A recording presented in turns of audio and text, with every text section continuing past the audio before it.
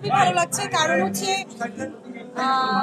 অ্যাওয়ার্ডটা mainly নরসুন্দরীর জন্য, এবং আমার ডিরেক্টর আমার পাশে দাঁড়িয়ে আছে রিঙ্কু ভাইয়া, অ্যান্ড আমরা আসলে দুজনই শুটিং করছিলাম। সো যখন দেখলাম যে দুজনকে আমাদের সম্মাননা প্রদান করা হবে ফর নরসুন্দরী, অ্যান্ড নরসুন্দরী আসলে আমার খুব পছন্দের একটা কাজ।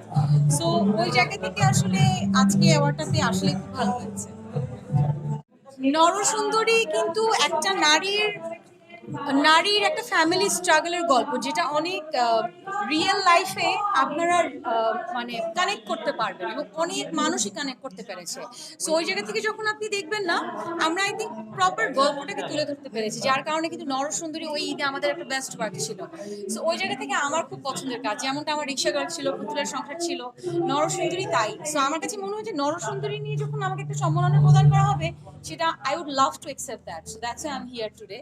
এই তো মানে নারী প্রধান গল্প দর্শকের কাছে যেরকম পরিচিত মানে হয়ে উঠেছে, যে তানজিন তিশার নারী প্রধান গল্প খুব ভালো করেন, সেটা কিন্তু রিঙ্কু ভাই থেকে আসা। কারণ রিঙ্কু ভাই সাহস করেছে আমাকে নিয়ে নারী প্রধান গল্পে কাজ করার, যার কারণে কিন্তু এখন আসলে মানুষ এক্সপেকটেশন নিয়ে বসে থাকে কবে আমরা একটা নারী প্রধান গল্প নিয়ে কাজ করব। তো এই জায়গা থেকে আই এম ব্লেসড যে আমি রিঙ্কু ভাইয়ের গল্পে আসলে কাজ করতে পারি।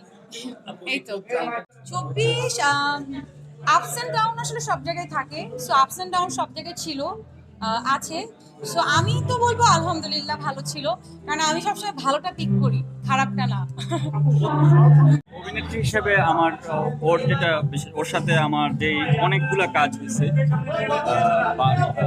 সব ম্যাক্সিমাম কাজই হচ্ছে আল্লাহর রহমতে আমরা খুব ভালো ফিডব্যাক পাইছি। এবং নারী বেজ যে কাজগুলা, পুতুলের সংসার, নরসুন্দরী, রিক্সা গার্ল, বাইকার গার্ল, লাস্ট যে নরসুন্দরী, এটাতে আসলে মানে ক্যারেক্টার হয়ে ওঠার যে চেষ্টাটা, এটা ওর ভিতরে অনেক, মানে ও কষ্টটা করে আর কি, কাজটা করার জন্য পরিশ্রমটা করে।